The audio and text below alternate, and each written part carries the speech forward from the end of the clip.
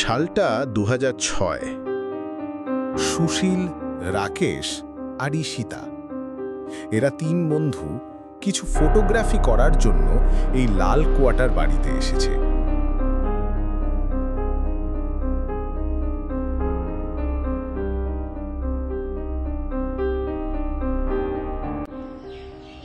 এই আমাদের একটা দুজনের ফটো তুলে দেন। সুশীলের একটু রাগ হতো রাকেশের ওপর।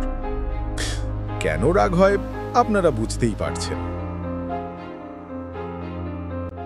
এই একটা ক্যান্ডিড দাঁড়া, আমরা কথা বলছি, তুই একটা ক্যান্ডিড তোর।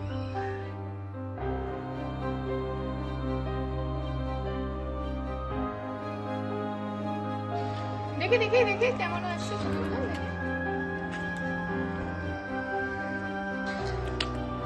না ভালোই এসছি, আমি উপরটা থেকে একবার দেখে আসছি, বুঝিস তো। আমিও যাবো। তুমি এখন এসো না, দাঁড়াও, ভাঙাচোরা জায়গা আছে, আমি দেখে আসছি, তোমার ওর সঙ্গে দাঁড়াও। ভাই দাঁড়া,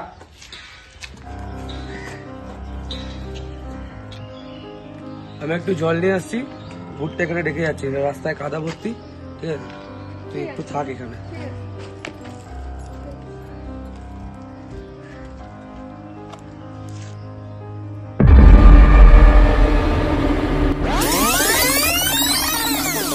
চলুন, আর এখানে নয়, এবার আমরা চলে আসি প্রেজেন্ট ডেতে।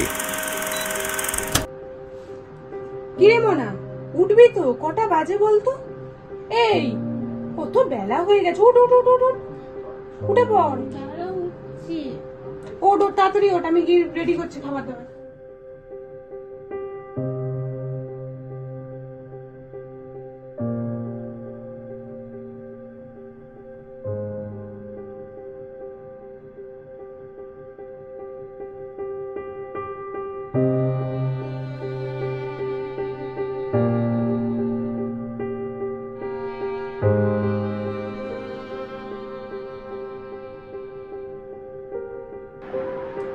ওমা, তুমি একটু এদিকে আসবে?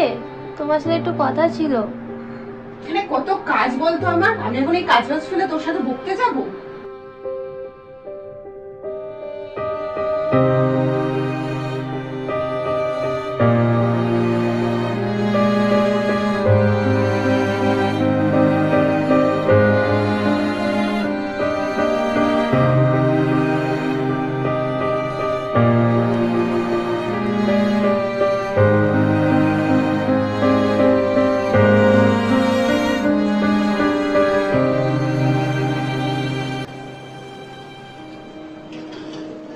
মা, মনে আছে আজকের এই দিনে বাবা আমাদের ছেড়ে চলে গিয়েছে?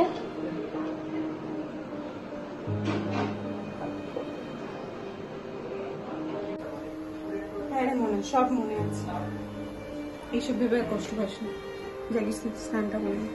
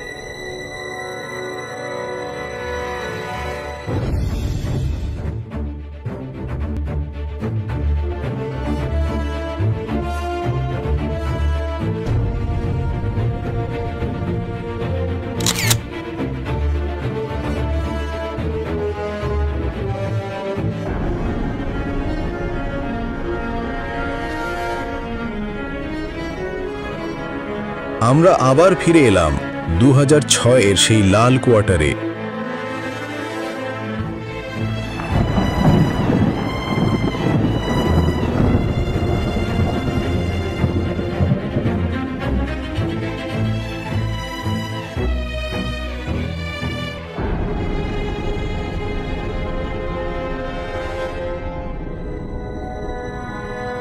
পাড়ার লোকেরা বলতো ওই বাড়িতে নাকি ভূত আছে।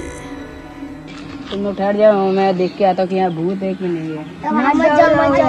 भूत रहता है। रुक जाओ, मैं देख के आता हूँ। किधर बोलते हैं कि लोग इधर भूत रहते हैं। भाई सच में भूत रहता है। मैं देख के आ रहा हूँ। या सच में मरेगा। भागो भागो। এই হলো অজিত, ওই পাড়ারই ছেলে, খুব সাহসী, ভূতে ঠুতে বিশ্বাস করে না।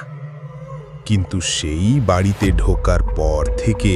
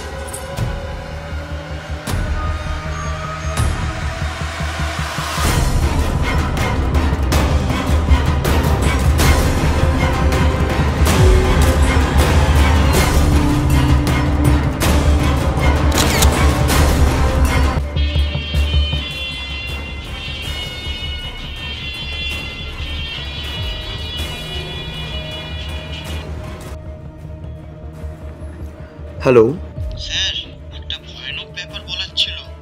একটা বাড়ি আছে শহরের বাইরের দিকে, অনেকেই বলে ওটা ভূতের বাড়ি। দেখুন, ভূতের গল্পে আমি বিশ্বাস করি না। আপনি সোজা কথায় আসুন তো মশাই। না না স্যার, এটা ঠিক ভুতুরে নয়। ওই দিন আগে একটা লাশ পাওয়া গেছে রেড কোয়ার্টার দিয়ে, কিন্তু কেউ বুঝতে পারছে না এটা কোনো খুন নাকি ভুতুরে কাণ্ড। একমাত্র আপনি পারেন এই কেসটা সলভ করতে, না হলে যে এরকম আরো খুন দেখতে হতে পারে আমাদের। দেখুন, আমি অনেক বছর আগে এইসব কাজ ছেড়ে দিয়েছি। আমি আর জড়াতে চাই না নিজেকে এইসবে। ঠিক আছে, এবার আপনি ফোনটা রাখতে পারেন। স্যার স্যার একটু শুনুন।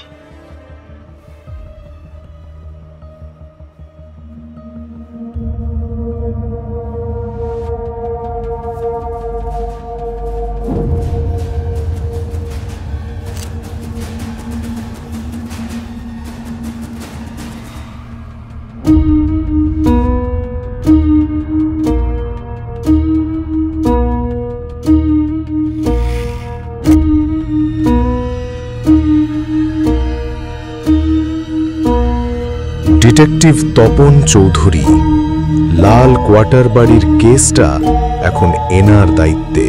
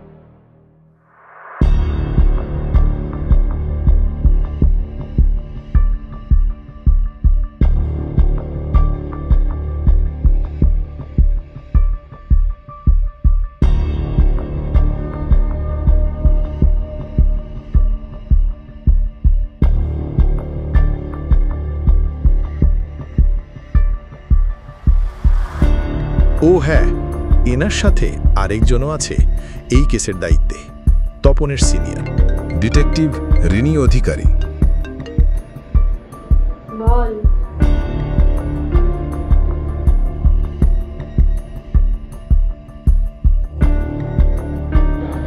তাহলে একটা কাজ কর, ডিটেকটিভ রুমে চলে আয়।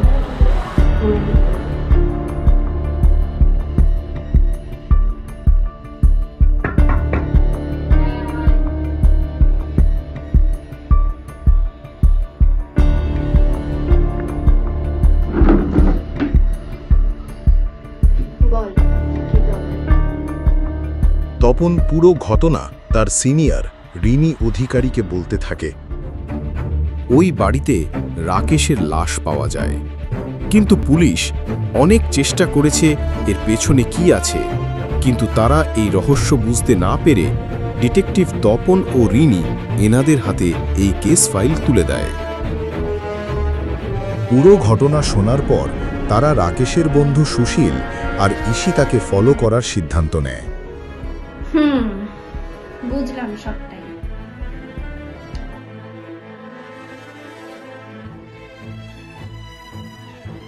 কিন্তু কিভাবে?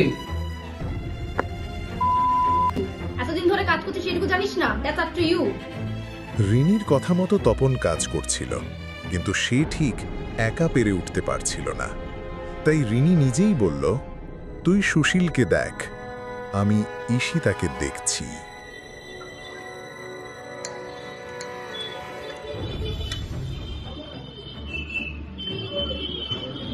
আপনাকে তো আমি ঠিক চিনলাম না। আমি এই এলাকায় নতুন এসেছি। আপনি কোথায় থাকেন বলুন তো? এখানে কি মতলব? তপন আস্তে আস্তে সুশীলের সাথে বন্ধু হওয়ার চেষ্টা করছে, আর ওইদিকে রিনি ঈশিতার সাথে।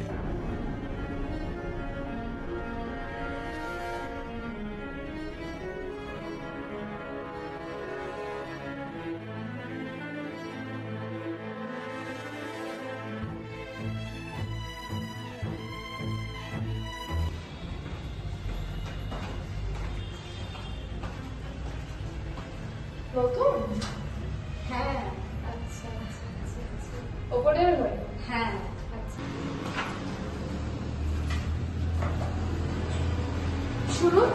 হ্যাঁ হ্যাঁ, বলছি এখানে না জলের ব্যবস্থাটা একটু খারাপ, তো আপনি না বালতিতে একটু জল আগে থেকে নিয়ে রাখবেন, এখানে একটু জলের সমস্যা আছে। আচ্ছা হ্যাঁ, ঠিক আছে।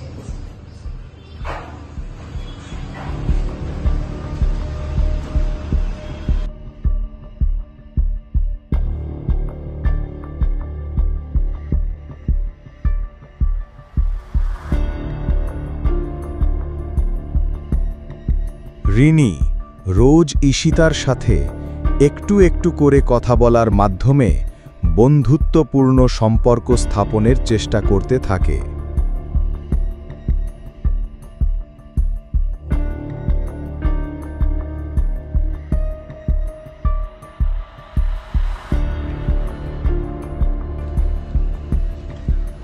শুনুন, একটু এদিকে আসবেন। কিছু বলবেন? হ্যাঁ, মানে বাজারটা এখানে কোথায়? এই তো হেঁটে গেলে 20 মিনিট, আর রিক্সা গেলে 7 থেকে 8 মিনিট। ও আচ্ছা আচ্ছা, ঠিক আছে। হ্যাঁ হ্যাঁ।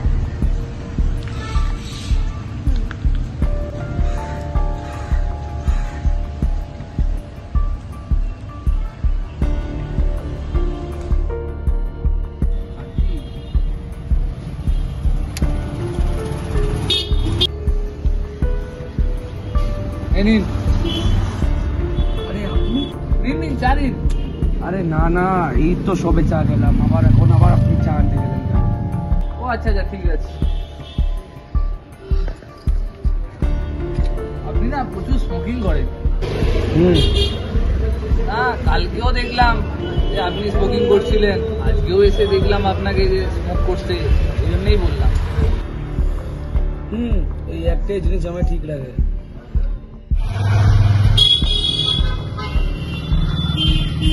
ও দাদা, গত 1 সপ্তাহ ধরে আপনি টানা বাকিতে চা খেয়ে যাচ্ছেন, কবে বিলটা দেবেন? মালটাকে এখনই বলতে হতো টাকার কথাটা। আরে না না, আপনি বসুন, আমারও তো বিল বাকি আছে, একসাথে আমিও দিয়ে দিচ্ছি, ক্লিয়ার করে দেবো। আরে না না, আপনি আমার টাকা দিতে যাবেন কেন? আমি দিয়ে দিচ্ছি, দাঁড়ান না আপনি। আরে আপনি বসুন তো।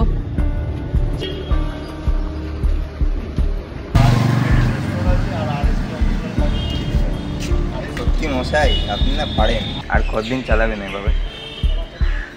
ঠিক এরকম করে যতদিন যাচ্ছে ততই বন্ধুত্বের গভীরতা বেড়ে চলেছে একটু একটু করে। তপন আর রিনির আসল উদ্দেশ্য ছিল সুশীলা ঋষিতা সম্পর্কিত যে কোনো সন্দেহজনক তথ্যের দিকে নজর রাখা।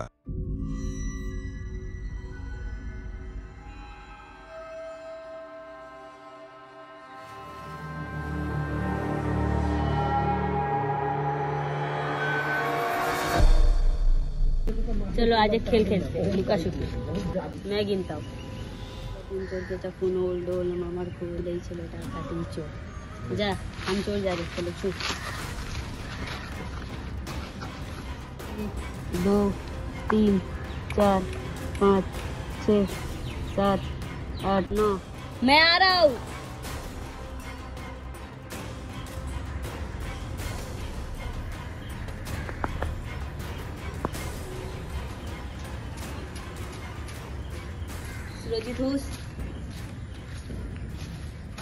क्या है तू इतना आसान जगह छुपा था? मैं तो तुझे ऐसे ही ढूंढ, तू यही ठहर, मैं उसे ढूंढ के आता हूँ।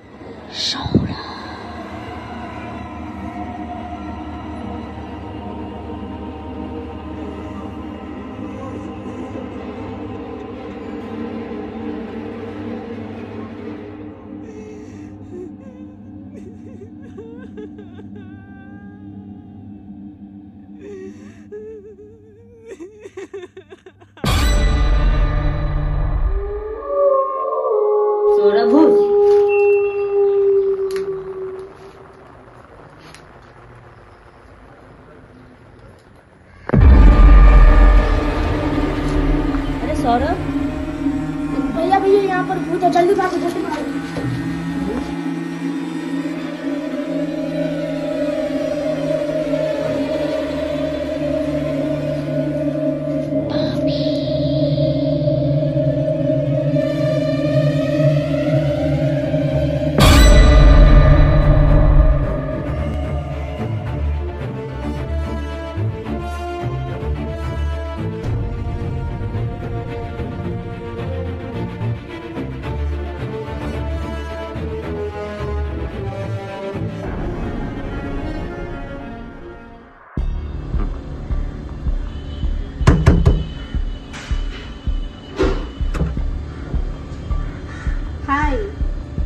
বলছিলাম তো আপনার ঘরে এসিটা চলছে? অ্যাকচুয়ালি কিছু একটা প্রবলেমের জন্য আমার ঘরে এসিটা চলছে না। যদি কিছু মনে না করেন আমি একটু থাকতে পারি? অ্যাকচুয়ালি যা গরম না, যদি কোনো প্রবলেম থাকে। প্রবলেম নেই তো? ঠিক আছে।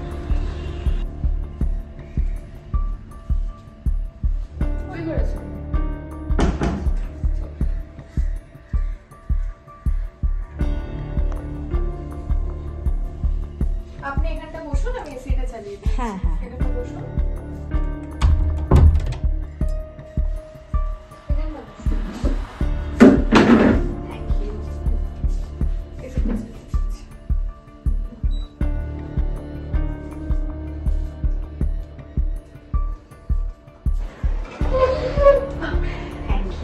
শান্তি হলো না, এত গরম পড়েছে।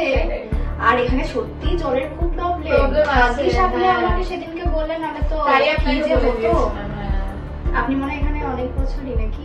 2-3 বছর হয়ে গেছে। ওই কারণে আপনি সবটাই জানেন। আমি তো এখানে জাস্ট একটা আর্জেন্ট কাজের জন্য ঘরটা ভাড়া নিতে হলো।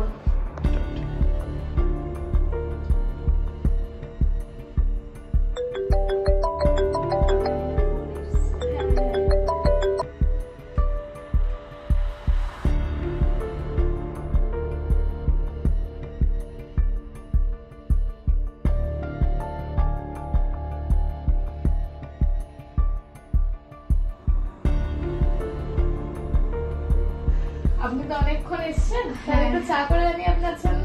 হ্যাঁ হ্যাঁ ঠিক আছে। ঈশিতার চা বানাতে যেটুকু সময় লাগলো তার সদ্ব্যবহার করে রিনি ধীর পদক্ষেপে ঘরের মধ্যেটা যতটা সম্ভব হয় চোখ বুলিয়ে নেয়ার চেষ্টা করল।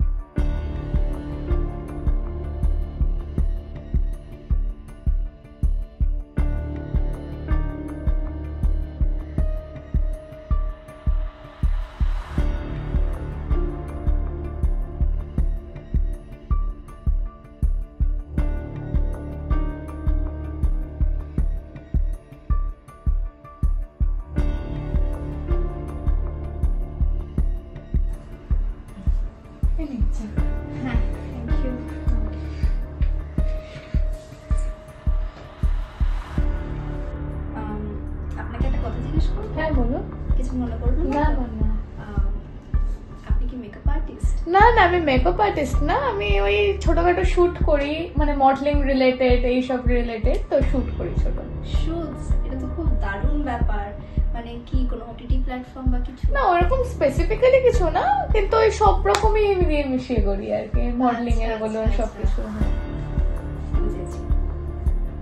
এই ব্যাপারটা কি বলুন তো, অ্যাকচুয়ালি শুটস নিয়ে না আমার ভীষণ ইন্টারেস্টিং ছিল ছোটবেলা থেকে, মানে অ্যাক্টিং এসব ব্যাপার নিয়ে। কিন্তু এই পড়াশোনা আর অফিসের চাপ, তারপরে ফ্যামিলির চাপে কখনো সেসব নিয়ে ভাবনা চিন্তা করা হয়নি। তো আপনি কি নিয়ে শুটস করেন?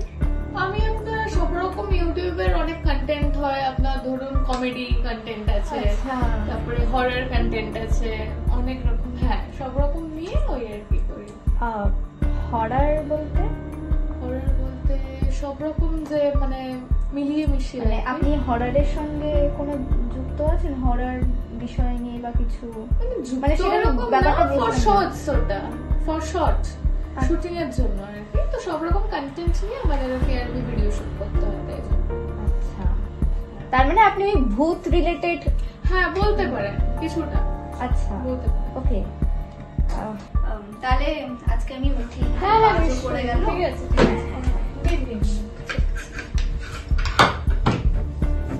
আসলাম। হ্যাঁ হ্যাঁ। প্রায় টানা 19 দিন নানাবিধ উপায়ে যথাসম্ভব তল্লাশির পরেও খুনির পরিচয় নিয়ে নিশ্চিত হতে পারল না রিনি বা তপন কেউই। অগত্যা শেষ চাল। শোন, আমার মনে হচ্ছে এটা তোর আর আমার দ্বারা এই প্রবলেমটা সলভ করা যাবে না, বাট আই নো কেসটাকে সলভ করতে পারবে।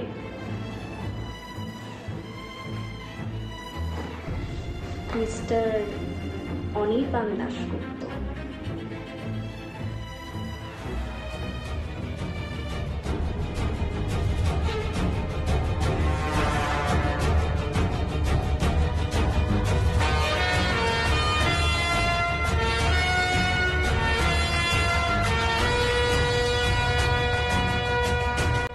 ইনি ডিটেকটিভ অনির্বাণ দাশগুপ্ত। জটিল থেকে জটিলতম রহস্য সমাধানে এনার বেশ নামডাক আছে বহুদিন ধরে। তবে শোনা যায় কোনো এক বিশেষ কারণে নাকি তিনি এই কাজ থেকে নিজেকে সরিয়ে নিয়েছেন বছরখানেক আগে।